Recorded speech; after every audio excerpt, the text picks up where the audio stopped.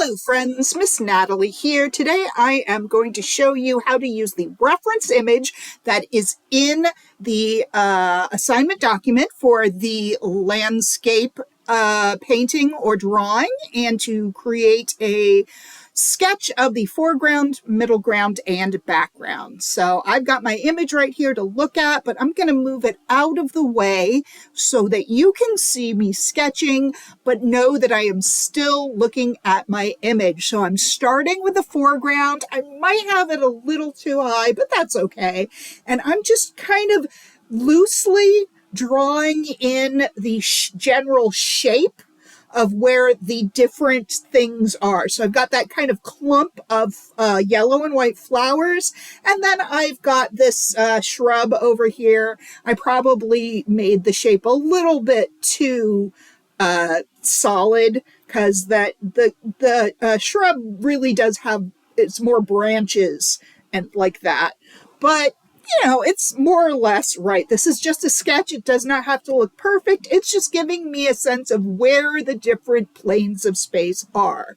So the next thing I'm going to do is the middle ground. You notice I'm going from the bottom up. So I'm going to take that line that goes across, and right now I'm starting with the pond, or the lake, I should say, because it's Lake Trillium, and just putting in the line for where that lake is. And then there's kind of an area of grass that's beyond the lake. So I'm now kind of just drawing that in as well. You might, and then we got to have that row of trees.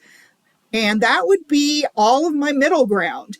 I think I will also put in the reflections in the water, just so I have a sense of where things are. So there's the mountain, the reflection of the trees, and then there's this kind of part of the water that is very disturbed. It has a lot of ripples in it.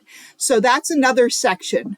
So that ripply part of the water, to contrast with the parts of the water where you can see the reflection of the mountain and the trees.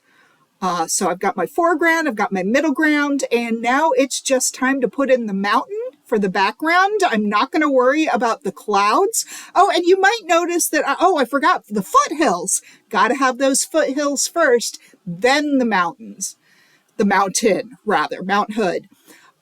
You might notice that I'm using a dark pencil. I would recommend you use a very light pencil. I use my dark pencil so that you can see what I'm sketching.